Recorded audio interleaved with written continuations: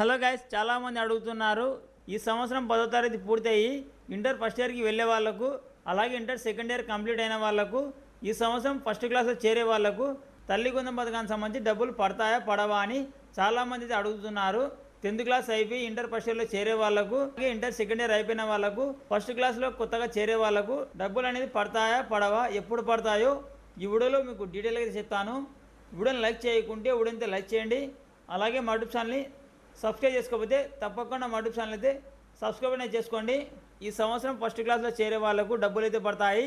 అలాగే 10th class అయిపోయి ఇంటర్లో చేరే వాళ్ళకు కూడా డబ్బులు అయితే పడతాయి. ఇంటర్ అనేది ఖచ్చితంగా చేరాలి. ఇంటర్ చేరిన తర్వాతనే డబ్బులు పడతాయి. ఒకవేళ 10th క్లాస్ అయిపోయి ఇంట్లో ఉంటే డబ్బులు అయితే పడవు. 10th క్లాస్ అయిపోయి ఇంటర్ ఫస్ట్ ఇయర్లో ఆన్లైన్లో రిజిస్టర్ అయిన వాళ్ళకైతే డబ్బులు అయితే పడతాయి. అలాగే ఇంటర్ సెకండ్ ఇయర్ అయిపోయిన వాళ్ళకి మాత్రం డబ్బులు అయితే పడవు. వాళ్ళు మాత్రం డిగ్రీ కిందికి అయితే వస్తారు. జూన్ 30 వరకు పాఠశాలలో చేరిన వాళ్ళకైతే ఇప్పటికీ తల్లి కొందం పథకానికి సంబంధించి డబ్బులు అనేది జమ చేయడం జరిగింది.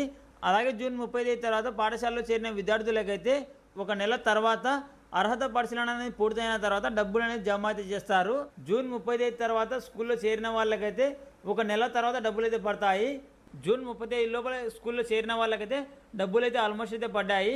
ఈ సంవత్సరం ఫస్ట్ క్లాస్ చేరే వాళ్ళకు, అలాగే ఇంటర్ ఫస్ట్ ఇయర్లో చేరే వాళ్ళకైతే డబ్బులు అయితే పడతాయి.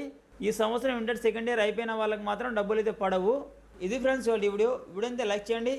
అలాగే మా యూట్యూబ్ ఛానల్ని సబ్స్క్రైబ్ చేసుకోకపోతే తప్పకుండా మా యూట్యూబ్ ఛానల్ అయితే సబ్స్క్రైబ్ చేసుకోండి.